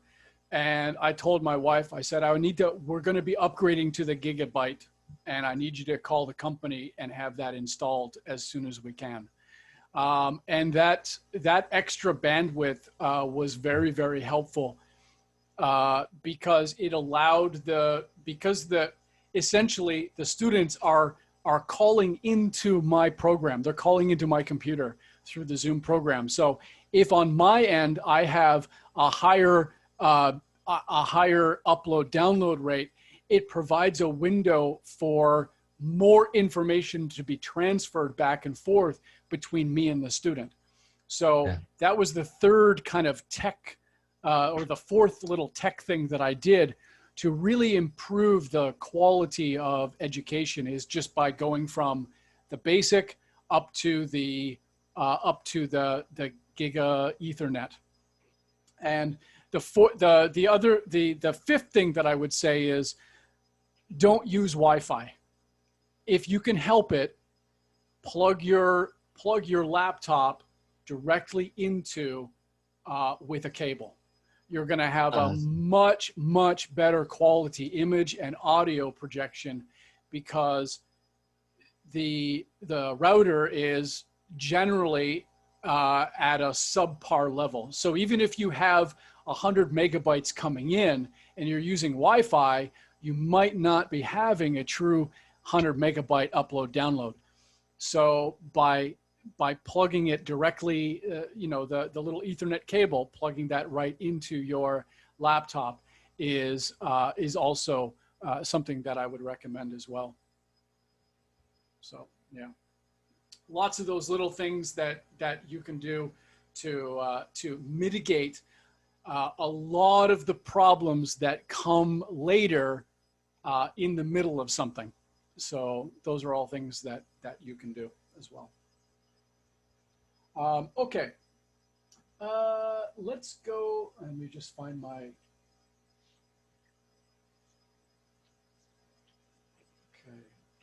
Okay, so essentially the last thing that I want to talk about today or have discussion with you is really the difference between synchronous and asynchronous learning, and how those models will impact your online life, your online brand, the way that you interact with your students. So you probably already know this, but I'm going to do it by way of review for yourself and for everybody who's watching this video. Synchronous learning, by very simple measure, is the teacher teaching, the students are listening, and there's very little interaction going back and forth. There might be some, but it's more teacher focused. Asynchronous learning is using different apparati, I don't know, whatever, different things within a one classroom period to break the class into different components and allows the students to engage in what you want them to learn in different ways. Now, one of the things that you can do to really help your students is to provide maybe a 5 to 10 minute video before your class begins. Put that video up a couple of days before, put it up in LMS, for example, and go through what you're going to learn during the class, what your expectations are, what they should be coming to the class with prepared. Maybe there's some vocabulary or there's some sentences that you want them to be using within the classroom itself. So you give them the opportunity to learn those micro skills before they enter into the class. And the expectation is that they should be ready. If they're not ready, they're going to be behind because you're not going to re-explain the video.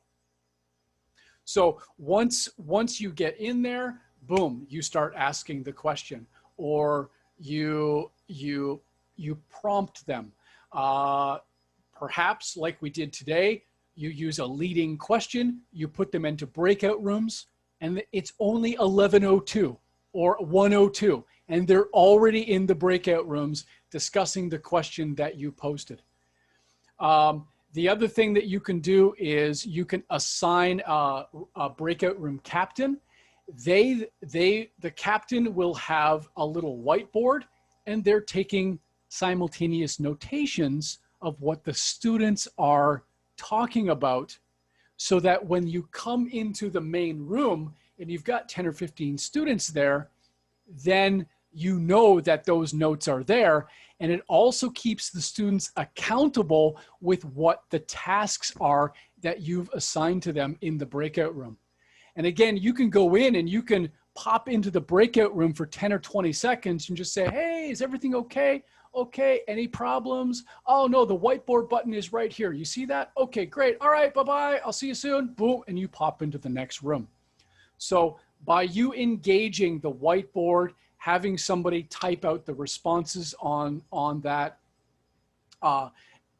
popping in and out of the breakout room to make sure that they're on task, then they get familiar with, oh, I can't be lazy in the breakout room because the teacher's expecting me to do something. And when we come back as a class, if I don't know the answer, I'm going to look pretty stupid in front of 15 people. So I better get my act together.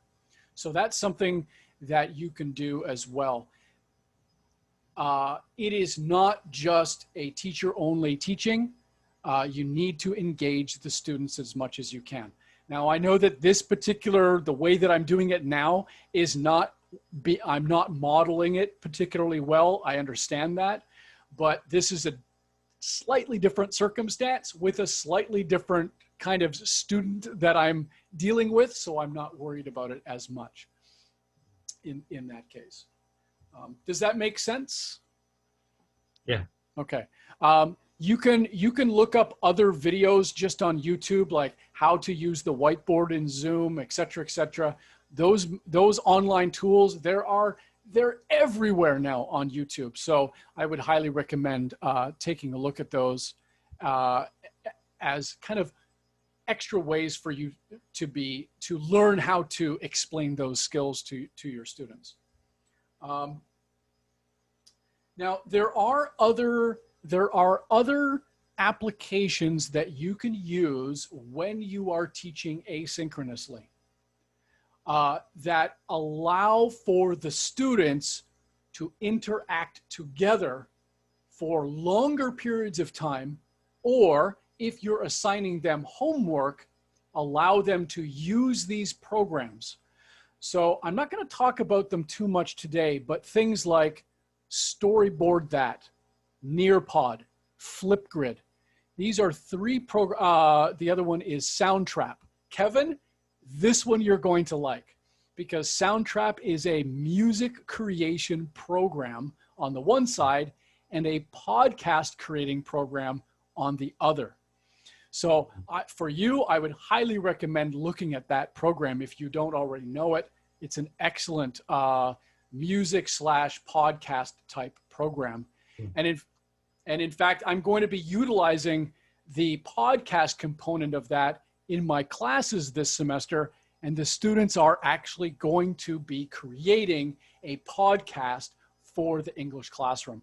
And that's going to be posted on my Google Sites website for all of the students to be able to listen to. So that's one thing. Nearpod and Flipgrid, if you're actually subscribed to the channel that I actually have some videos that deal with educational technology. Highly recommend you going to check those videos out.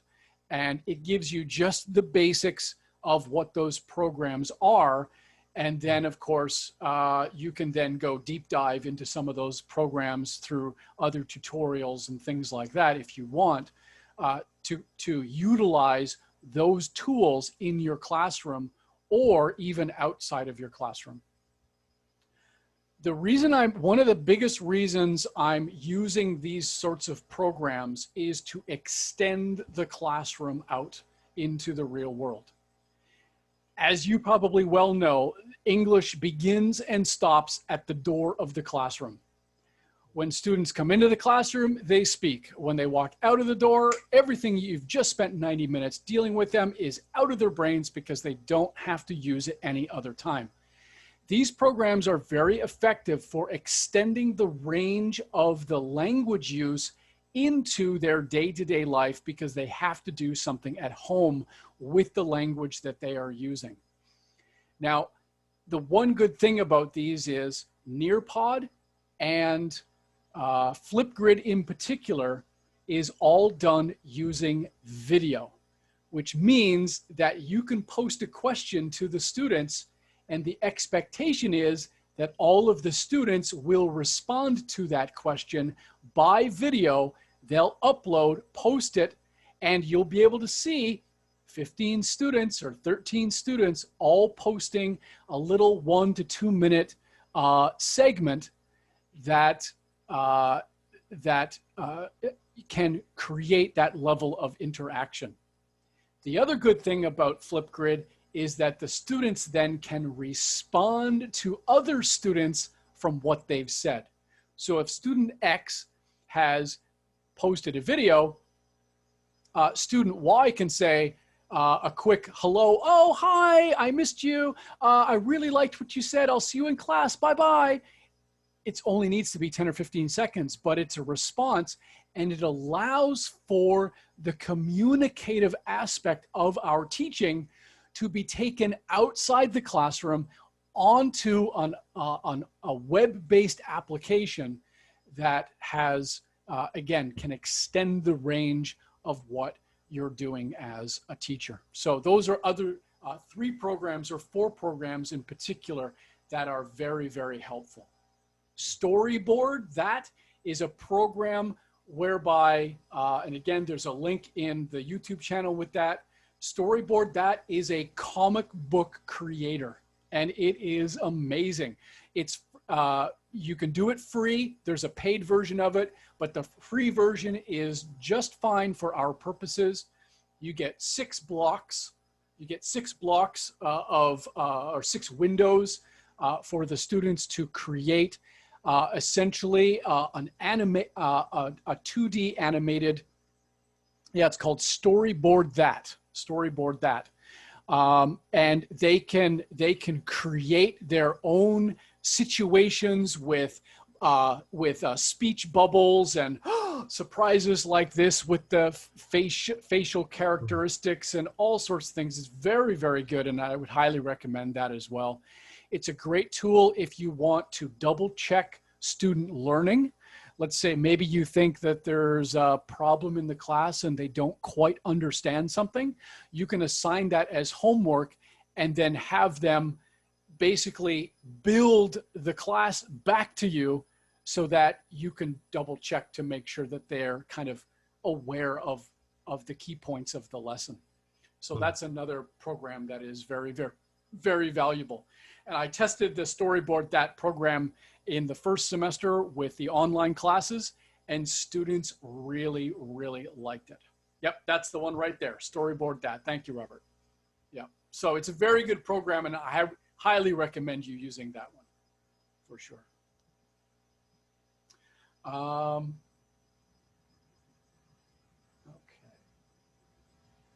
All right, so those are the 4 big things that I wanted to talk about. We are now almost at 1 o'clock, and I never expected us to go this long, to be quite honest, but I'm so glad that we could and that you were here for that. Do you have any additional questions that I haven't touched on, or things that you want to have clarified so that I can hit those points if you need?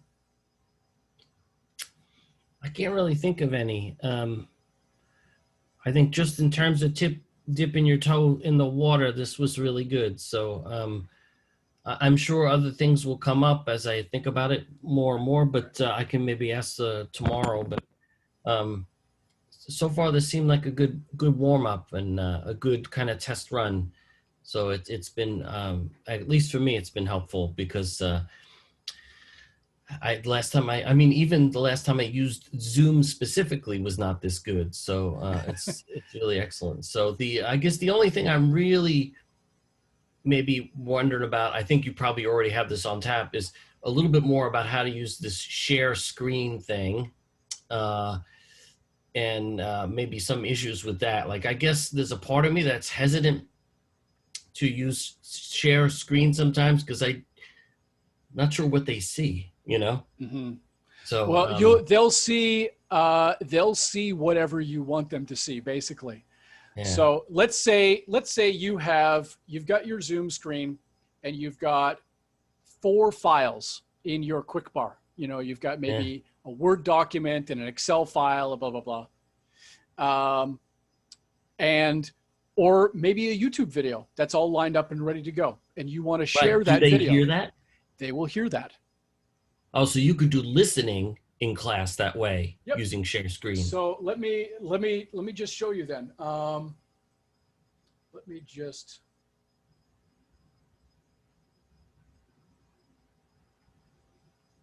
Let me just bring up something here. Videos.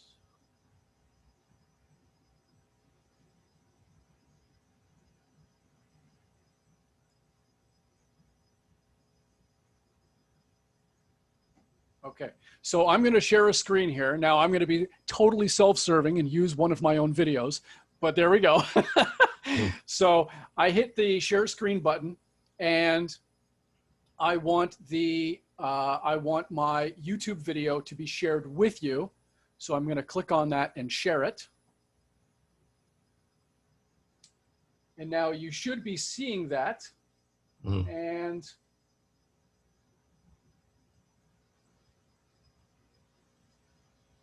turn up the volume.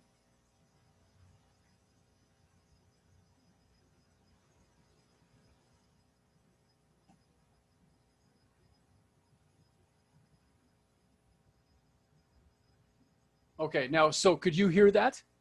No. You couldn't? Ah. No. That's interesting. Okay, that's good. Then I'm going to have to, let's see.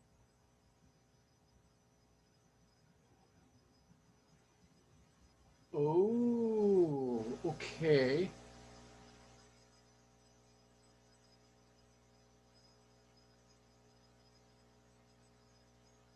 All right, I'm gonna have to play with that a bit. That's a good. So that's a good question, because if we wanted to play something for them, say like you know, an MP3 that we have on our machine or whatever, and you hit share screen, I wondered if they actually heard it or not. So I wasn't able to hear that. So that's interesting. Maybe there's something that you have to toggle. It's probably because I've got my sounds. The sound is coming through here, so I could hear it.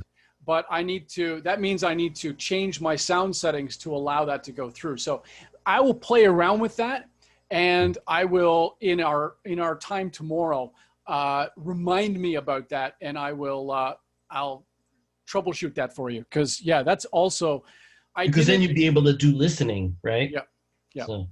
Now the other way of doing that is actually by having your sound system come through your main speakers on your laptop or your desktop, whatever. But then you might run into having sound quality issues. It might be best, perhaps, if you put a link into the, let's say you took a link into the chat, everybody opened up the listening file, you put them into breakout rooms, they did it individually as small groups because they could probably still listen to it because they've got the file in kind of lined up on their own computer.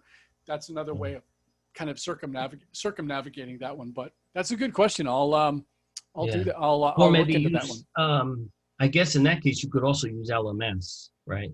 Yes. You could tell them to go to LMS to do the actual listening, come back and. That's right. You can actually say, okay, today's listening exercise, I'm going to give you 10 minutes. The listening file is in LMS. Please go to that, do it on your own, and come back in 10 minutes. Yeah, that's another way for you to do it. Absolutely. Yeah. Without the only downside, because when I do listening, I oftentimes like to pause. Like if something comes up in the listening, say they use an unusual idiom or some kind of strange Britishism or something like that, or if there's some like inside joke, sometimes I like to pause the video and then ask people, okay, what did that person really mean by when they said whatever? And then, so if there was a way to do it in Zoom, that would be ideal, because that would be just like Classroom, where you could be in the middle of an MP3, pause it and ask a question, and then press the space bar and have it finish. So yeah. Oh, okay, that's good. Yeah, I'll figure that out. Absolutely, that's a great question. Robert, do you have anything else that you're kind of pondering about, or something that I haven't touched on that you want? No? Okay. Your mic's off too, so I couldn't hear the thumbs up.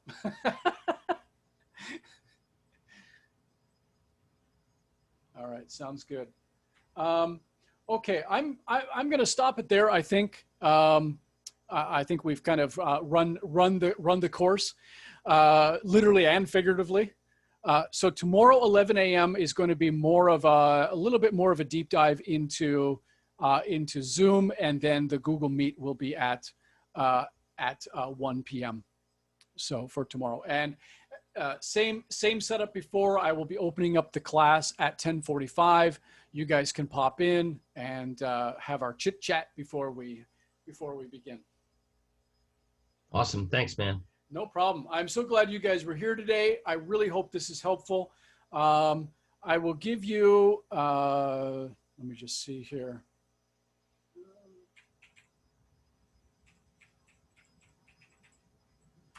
There's my phone number there. If you've got any extra questions, or if there's something that you want me to discuss tomorrow, then let me know, and I'll put that in my mental hat for tomorrow's class. That's fine too. Cool. All right.